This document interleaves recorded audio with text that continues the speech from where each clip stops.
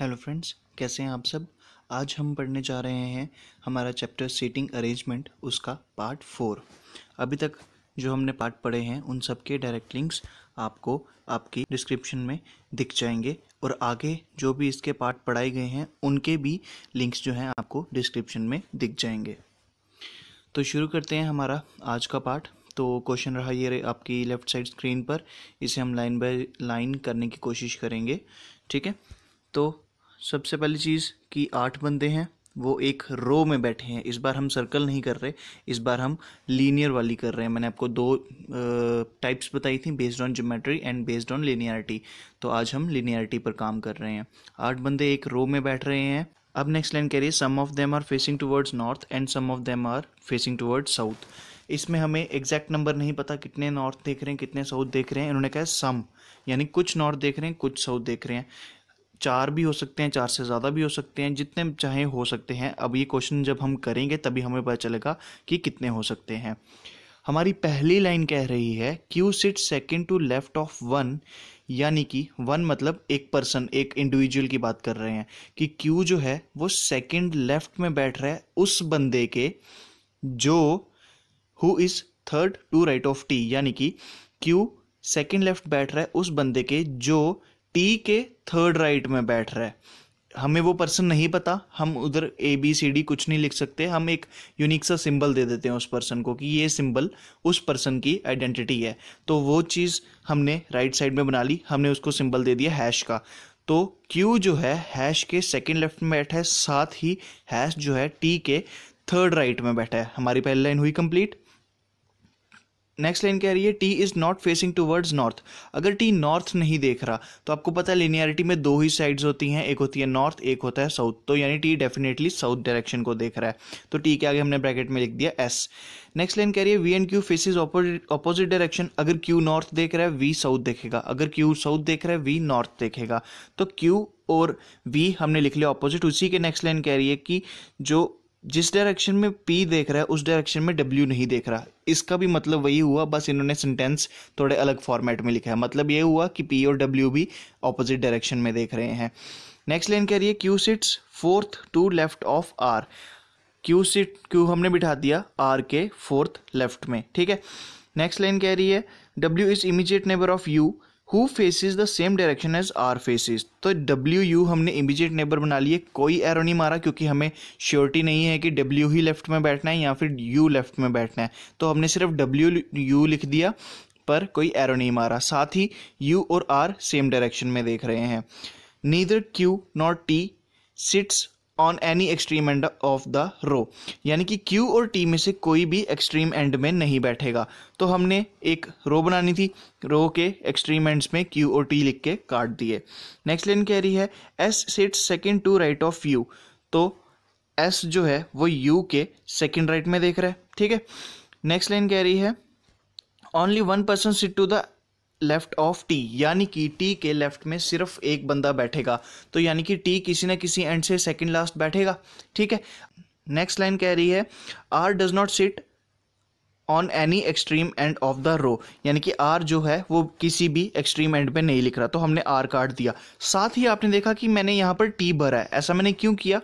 क्योंकि ऊपर हमें दिया गया था कि टी जो है वो साउथ डायरेक्शन में देख रहा है। साथ ही हमें एक स्टेटमेंट दी गई कि टी के लेफ्ट में सिर्फ एक ही पर्सन होना चाहिए। तो आप देख रहे हो अगर टी इस पोजीशन पे बैठा है और साउथ देख रहा है तो टी के लेफ्ट में सिर्फ एक ही पर्सन आ रहा है। तो हमारी दोनों कंडीशंस ट्रू बैठ गई। नेक्स्ट लाइन कह रही है P who sit at one of the extreme end of the row sit second to left of U, यानी कि पी जो है वो यू के सेकंड लेफ्ट में है और किसी एक्सट्रीम एंड पे है, या तो राइट पे होगा या तो लेफ्ट पे होगा। Next S faces toward south direction, हमें एस की डायरेक्शन भी मिल गई साउथ। एस के आगे हमने लिख दिया south. The one who sit third to right of the one who sit immediately right of W does not face north direction. ये वाली लाइन मैं आपको अकेले से बना के दिखाता हूँ। कह रहा है द वन, यानी कि एक पर्सन है जो थर्ड राइट बैठ रहा है दूसरे पर्सन के। ये जो ऑफ द वन लिखा हुआ है ये सेकंड पर्सन आ गया, यानी फर्स्ट पर्सन द वन जो थर्ड राइट बैठ रहा है सेकंड पर्सन के, और वो सेकंड पर्सन इमीडिएटली राइट बैठ रहा है डब्ल्यू के। तो हमने एक एट द रेट बना लिया एक पर्सन के लिए। इमीडिएट राइट कौन बैठ रहा है W के? इमीडिएट राइट सेकंड पर्सन बैठ रहा है W के, तो एट द रेट जो है वो सेकंड पर्सन को डिनोट है, और स्टार जो है जिसे हम एस्ट्रिक कहते हैं वो फर्स्ट पर्सन को डिनोट है। तो सेकंड पर्सन जो है वो W के इमीडिएट राइट में बैठ रहा है, और हमारा जो फर्स्ट पर्सन है वो सेकंड पर्सन के थर्ड राइट में बैठ रहा है। बन गया। साथ ही हमारा जो फर्स्ट पर्सन है वो नॉर्थ डायरेक्शन नहीं देखेगा, तो वो कौन सी डायरेक्शन देखेगा? वो देखेगा साउथ डायरेक्शन। अब ये रहे हमारा सारा, एक ही पेज पे मैं आपको दिखा रहा हूँ, ये सारी हमारी कंडीशंस थी, और जो अभी तक हमने हमारी रो में बिठा दिया था वो एकलौता बंदा टी था। अब हम आहिस्ता आहिस्ता इस क्वेश्चन को सॉल्व करने की कोशिश करेंगे। देखिए सबसे पहली लाइन कह रही है कि टी के जो फर्स्ट सेकंड थर्ड राइट में है वो एक पर्सन बैठा है जिसको हमने नाम दिया हैश। तो टी अगर साउथ देख रहा है उसके थर्ड राइट में हमने हैश डाल के एक एरो बना दिया कि इस पोजीशन पे तो हैश बैठेगा। वो हैश कौन होगा? वो एक अल्फाबेट होगा, हमें फिलहाल नहीं पता। नेक्स्ट लाइन हमने काम किया पी और यू पे। क्यों? क्योंकि हमें बताया गया था कि पी जो है एक्सट्रीम एंड पे बैठ रहा है। ठीक है, तो एक हमने एक्सट्रीम लेफ्ट में बिठाया, एक हमने एक्सट्रीम राइट में बिठाया। अब पी जो है यू के सेकंड लेफ्ट में है, तो यू के सेकंड लेफ्ट में कब होगा? फर्स्ट वाले केस में जब यू नॉर्थ देख रहा होगा। यू के सेकंड लेफ्ट में कब होगा पी? सेकंड वाले केस में जब यू साउथ देख रहा होगा। तो हमारी ये अभी तक फिलहाल दो डायग्राम्स साइड बाय साइड चलेगी। नेक्स्ट हमने पकड़ा यू के फर्स्ट सेकंड राइट में है एस। ठीक है, तो यू के सेकंड राइट में हमने बिठा दिया एस। ठीक है, और साथ ही कहा है एस फेसिस साउथ, तो अभी हमने वो बनाया नहीं फिलहाल। अब देखिए एक चीज कही गई है कि U का इमीडिएट नेबर W है। ठीक है, तो U का जब हमने इमीडिएट नेबर W बिठाया केस 2 में, तो हमने देखा कि Q और R जो हमारे सबसे ऊपर लिखा हुआ है उनके बीच में 3 बंदों के बैठने की स्पेस बची ही नहीं। तो यानी कि डेफिनेटली W जो है हमारा इस जगह पर नहीं बैठना। तो हमारे पास बचा सिर्फ एक ही केस जो कि है केस 1। अब W हमने बिठाया P और U के बीच में। जब हमने W P और U के बीच में बिठाया, हमें हमारे Q और R को बिठाने के लिए सिर्फ 2 ही पोजीशंस बची। Q और R अपनी अपनी पोजीशन पे बैठ सकते हैं और दोनों के बीच सिर्फ 3 बंदे आने चाहिए, और वो कंडीशन भी सेट हो रही है। पर हमारा एक कंडीशन ये भी कह रही है कि एक्सट्रीम एंड पे Q T R तीनों में से कोई भी नहीं होना चाहिए, यानी कि W इस पोजीशन पे नहीं आएगा, क्योंकि अगर W इस पोजीशन पे आ गया तो Q और R के लिए दोनों में से कोई ना कोई एक एक्सट्रीम एंड पे बैठेगा ही बैठेगा। तो हमारे W के लिए सिर्फ एक ही पोजीशन बची, वो है U और S के बीच। U और S के बीच हमने W बिठा दिया, और ये है हमारी बाकी बची हुई कंडीशंस। ठीक है, तो सबसे पहले हमने काम किया Q और R पे। हमने देखा कि W को जब हमने U और S के बीच बिठाया तो Q और R की एक ही जगह पोजीशन बची कि या तो Q R दोनों में से कोई एक P और U के बीच में आएगा, और Q R दोनों में से कोई एक S और T के बीच में आएगा। ठीक है, क्योंकि दोनों के बीच सिर्फ 3 ही बंदे बैठने चाहिए, यानी कि जो हमारी एक्सट्रीम राइट एंड जो था वहाँ के लिए सिर्फ एक ही स्पेस बची, और हमारा एक ही अल्फाबेट है जो उस पोजीशन पे आ सकता है, जो कि था V। तो हमने V वहाँ पर फटाफट भर दिया। अब हम Q और R पे काम करेंगे कि कौन सा अल्फाबेट किस पोजीशन पे आएगा। अब हमने देखा कि U is facing same direction as R, तो U तो हमें पता है नॉर्थ देख रहा है, तो इसका मतलब है कि R भी नॉर्थ ही देखेगा।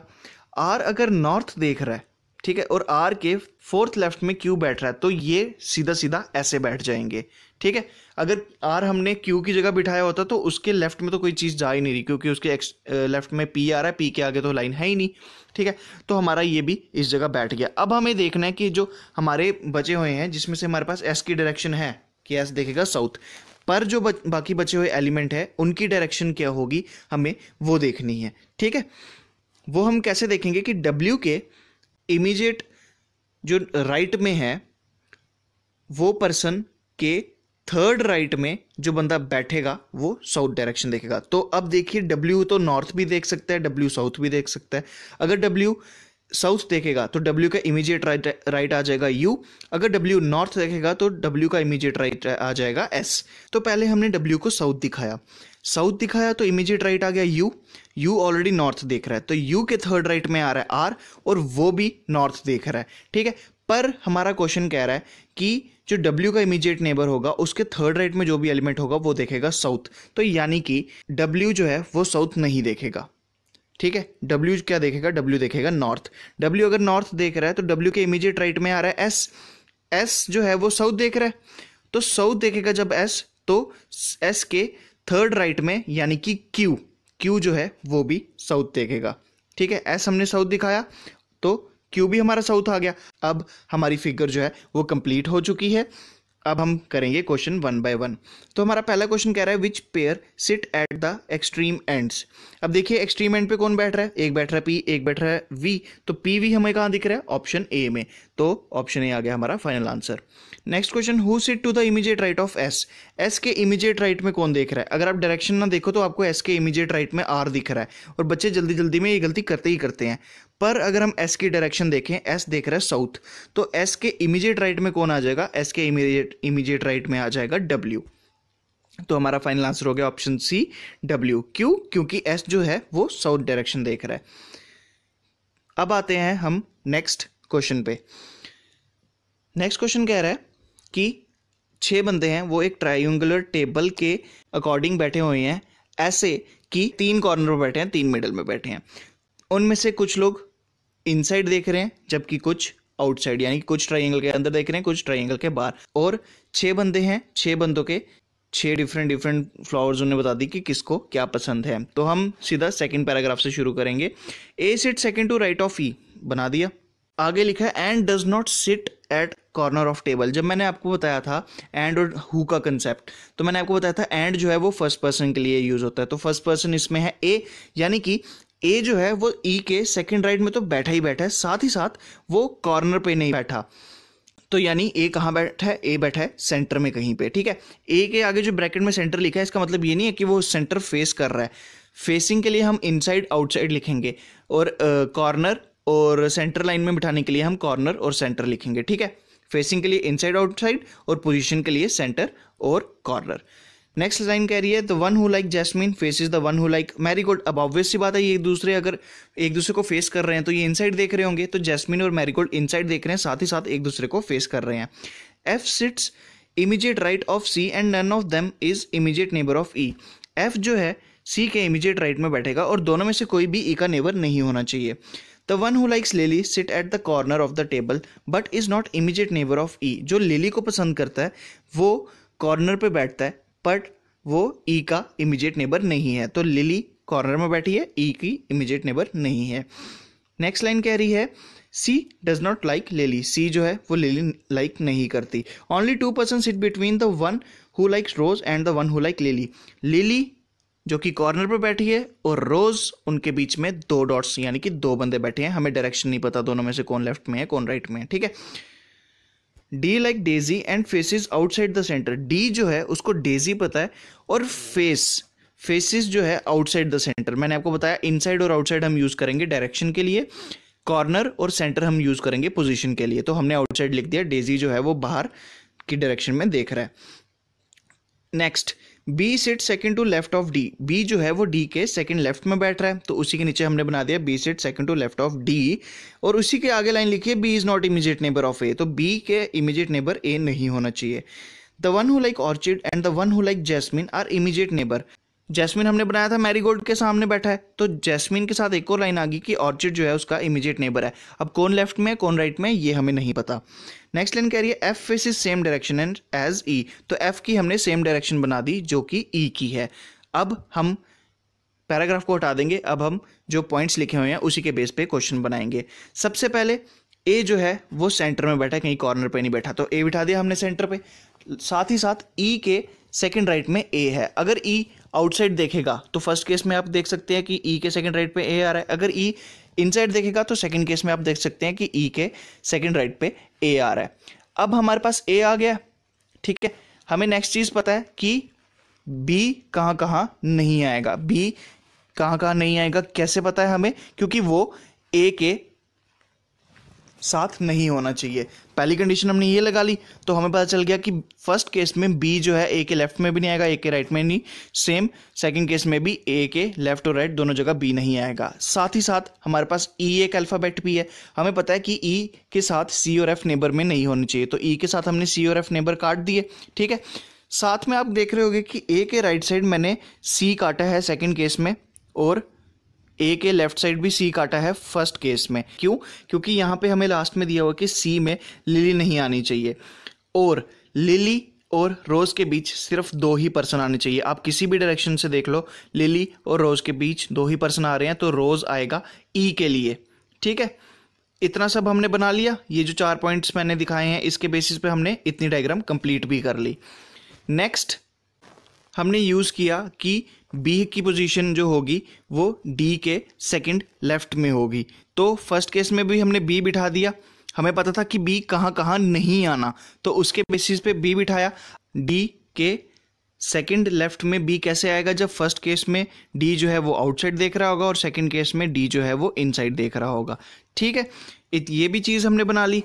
अब उन्होंने कहा है जस्ट उसी के अबव कि डी जो है वो आउटसाइड ही देखेगा, पर सेकंड केस में डी जो है हमारा इनसाइड देख रहा है, तो यानी सेकंड केस हमारा हो गया फॉल्स।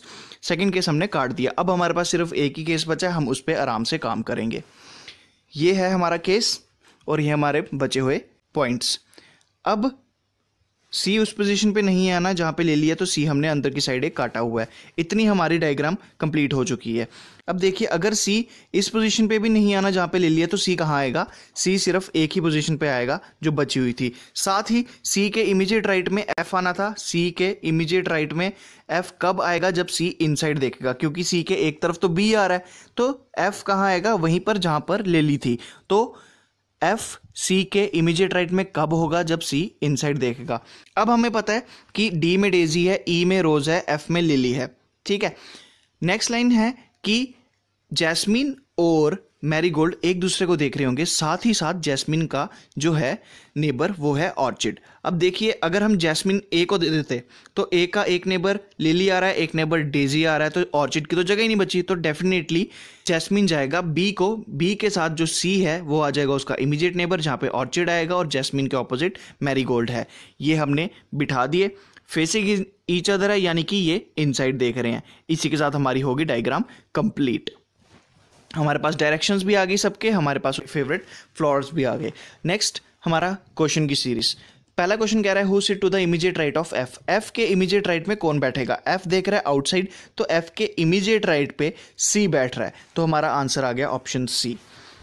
उसके नेक्स्ट क्वेश्चन कह रहा है find the odd one out. अब हमें इसमें से ऑड वन आउट निकालना है। हमारे पास ऑप्शन में बी ए सी डी। अब हम देखेंगे कि ऑड वन आउट कैसे निकलेगा, जब हमें किन्हीं 3 ऑप्शंस का सिमिलरिटी मिल जाएगी। तो जो चौथा ऑप्शन जो उस पैटर्न को फॉलो नहीं कर रहा होगा वो आ जाएगा ऑड वन आउट। अब हम देखेंगे सबसे पहले सिमिलरिटी। बी ए सी डी हमारे पास ऑप्शन में है।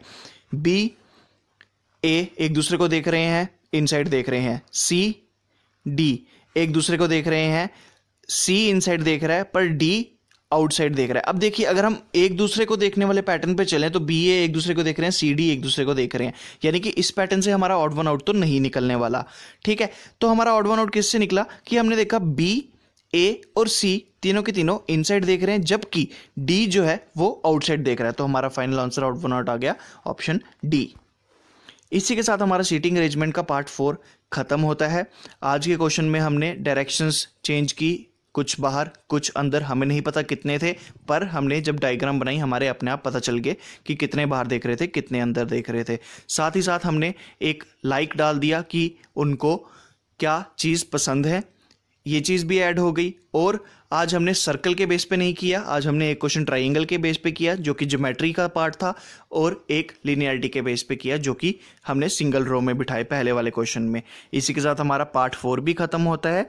नेक्स्ट पार्ट भी मैं आपके लिए जल्दी लेके आऊँगा, उसमें थोड़ा और हाई लेवल होगा। बेसिकली अब ये प्री का लेवल खत्म हो गया है। आपका प्री का लेवल, अगर आपको ये क्वेश्चन समझ आ रहे हैं या फिर आपने पॉज करके खुद ही बना लिए, तो आपका प्री का लेवल क्लियर हो चुका है। आपको प्री की टेंशन लेने की ज़रूरत नहीं है कि प्री का जो सीटिंग अरेंजमेंट है आपसे नहीं बनेगा, ऐसा चीज़ नहीं होगी। आपका प्री स्ट्रांग हो चुका है, अब आप सिर्फ मेंस के लिए सीटिंग अरेंजमेंट बना रहे हो। इसी के साथ हम अपनी वीडियो को एंड करते हैं। Thank you.